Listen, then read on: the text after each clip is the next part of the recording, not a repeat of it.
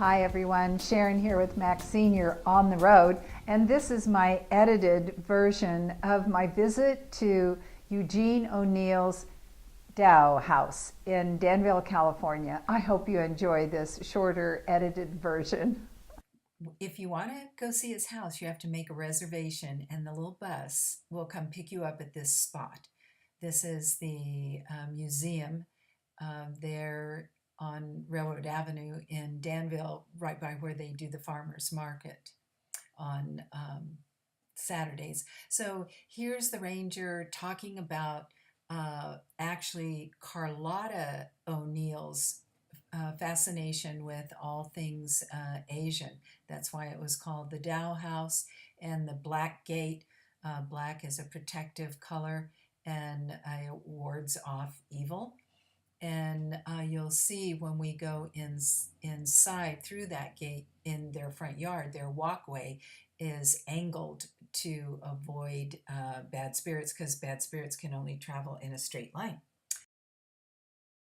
And that building directly ahead is where they kept their 17 Louis Vuitton trunks that they used when they moved. You'll see one of them in the house. There's one that was actually theirs that they have. And this is going in through the front door, and then again the front door is red because that is fortunate color according to that tradition. In 1941, Time magazine came to this house to do a story on Eugene ONeill, and actually World War II happened, and so they scrapped it. But these are the photographs that Life magazine took, and there is a famous one of him standing on this stairway. So here's that Time magazine photograph, and then here is the ranger standing in front of that stairway. The O'Neills collected masks and a lot of different types of artifacts, and some of them in the house were theirs. And he points out what is and what isn't. He's very honest about telling you what is a period piece that they furnished it to show how they must have lived there, and then some of the pieces are actually their own.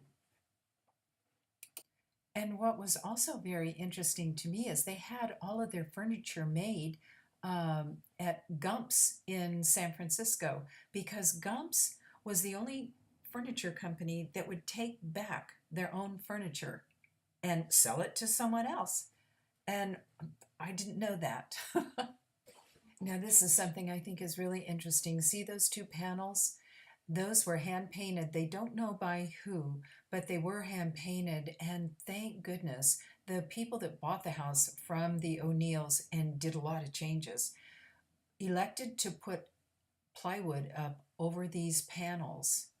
And thank God they did, because then the park system just took it down, and there you have it. Now the ranger is talking about his daughter, Oona ONeill. And she was, I think, 16 in this photograph, but her father very much disapproved of the party life. She was living in not San Francisco, but New York with her mother. And she decided that she wanted to go to Hollywood and try to be an actress. And so when she was 18, she did go to Hollywood. And of course, she really liked it there, wrote her dad that she still wanted to be an actress, and oh, by the way, I'm getting married. And she, of course, was going to marry Charlie Chaplin, and her father knew his reputation for being a ladies' man. He was the same age as he was, 53 years old, and she was 18, and he told her he would disown her if she married him. And then he took it further and said, not only you, but I will disown any children you have with him. And of course, she and Charlie Chaplin were married for, I think, 30, almost 40 years until he died. And they had 8 children. And how sad that, to me, that he didn't get to know his grandchildren. And gosh, I don't want to be judgmental, but he does not look like a happy man. Poor guy. But you want to see him happy? Look at this. He loved that dog. That made me love him. And that dog is buried on the property. It's so sweet. His name was Blimmy, and this is where they buried him when he died. And Gumps made his bed too. I'll show you. So that's Blimmy's bed. And in just a second, he'll see this is a picture of Blimmy on that bed in its older years, and it got very difficult for him to get around. And I think they kept him alive just as long as they could. And I don't know, maybe he died on his own. I just know that never was there such a pampered pet as that. Okay, so here's the Louis Vuitton case. I just wanted to videotape a little bit of this. This was her dressing room, and that's the trunk. Isn't that cool? They had 17 of those.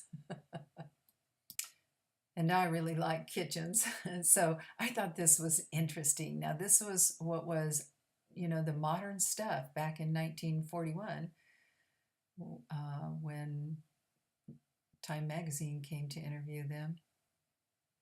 This is just a little bit too fast of a sweep around the kitchen, but they were heading off without me, and I wanted to hear what he was saying about this unit. But apparently they kept it down in the basement, and one of the reasons they did is because when this thing was running, it was really, really loud. And that's what he's saying right now.